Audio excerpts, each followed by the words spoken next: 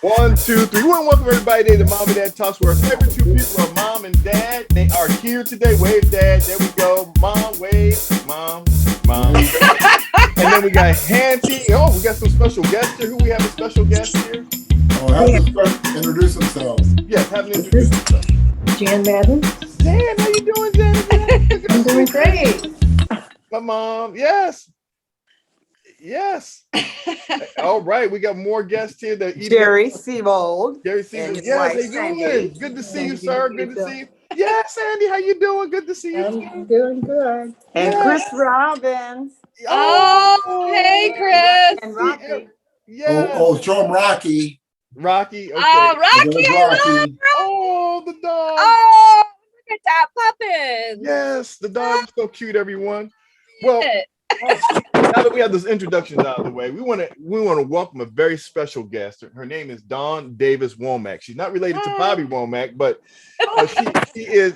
She has a wonderful story because, like I said, when I looked her up, I was just incredible. You're a fascinating person. Before we begin, how many children do you have, Dawn? Just one. Just one. Just one. You have an only child. See, we got something in common because I'm an only child. Oh, okay. Yeah. Then my mom and dad are there. But you're not 17 pounds. Yes. But That's like I have 3 or 4 all in one.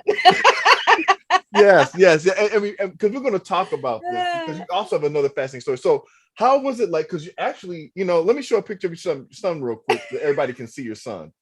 Okay. Is everybody see your son? Okay. This is her son here showing everybody. And right. wow, he's a big dude. Big guy.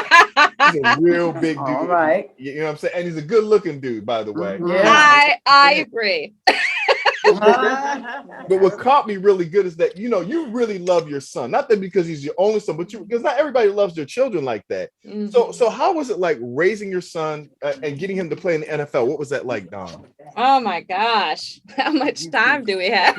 Well, we only got 10, but we're going to start off because I really want to get to the other part too. But talk to me about that. How was it like raising your son? Well, he's as big as he looks from the time I birthed him. And I didn't blindside him either. Did birth him. And yes, I did. And he was always bigger than, people thought he was older than he really was because of his size. And that presented some challenges, but obviously some advantages because he ended up in the NFL and full ride at University of North Carolina for the Tar Heels. And so we didn't have to pay for college, which was also very exciting for us. Yes. And your son got a very good degree too on top of that. That he does. Yeah, he's a master in English and sports management, but now he's retired from the NFL. So now he's a full-time software engineer and he writes computer code. Oh, the same profession I'm in, writing computer code. So I know that he's a very smart man, raised a very, very good man. Yes. So, as we transition, because there's also a fascinating part about you, everyone. Not only did she raise a successful child and being a mother doing that, you also started comedy.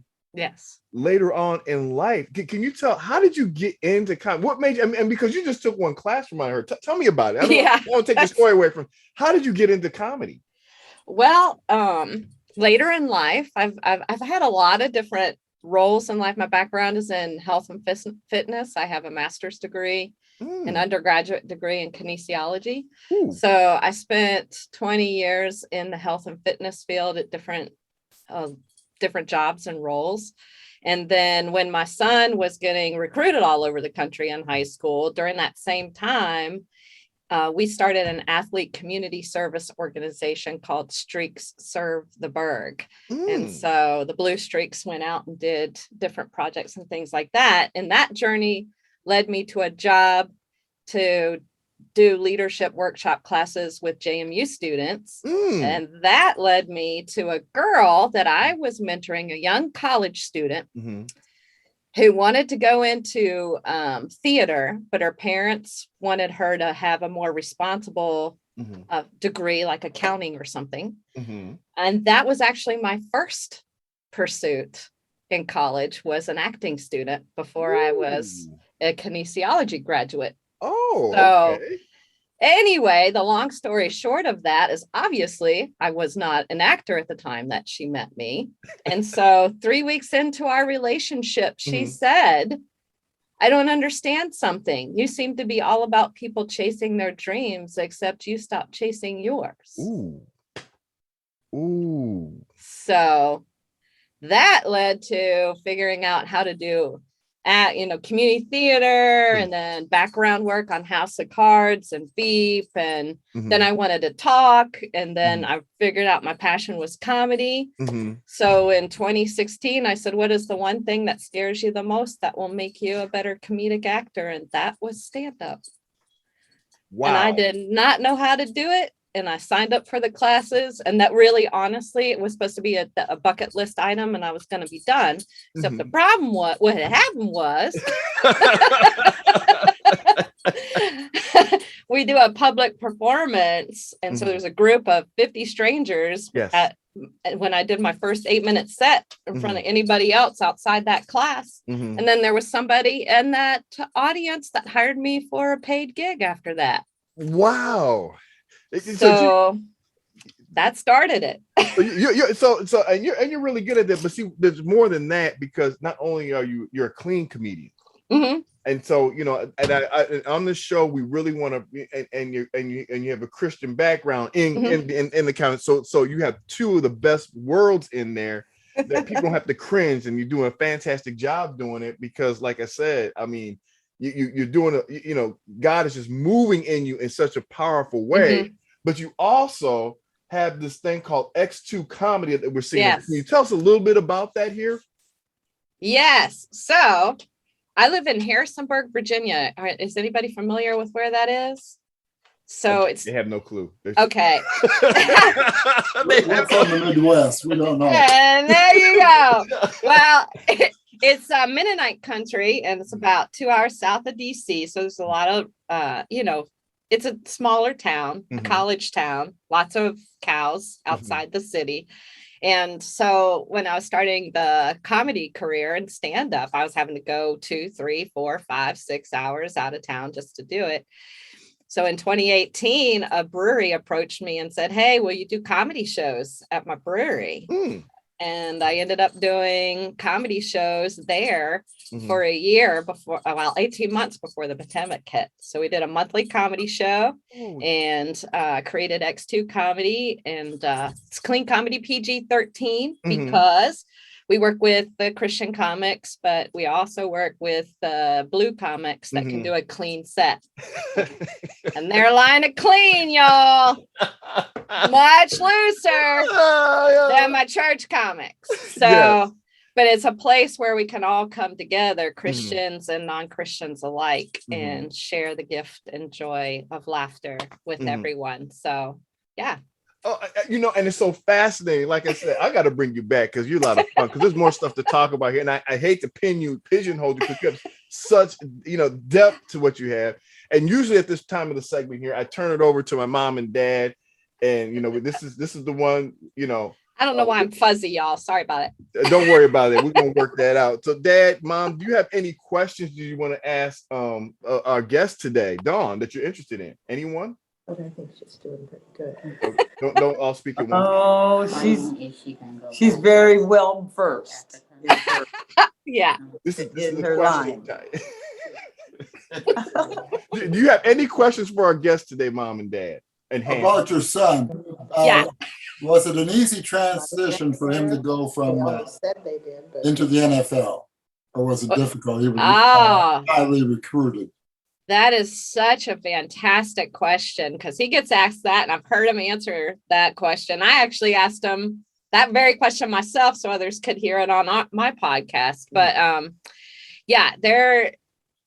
there was a bigger jump between the transition from college to pros than it was from high school to college, because the elite of the elite of the elite are at the pro level. So he said the transition of football feeling fast from high school to college going pro was lightning speed. Wow. So yeah.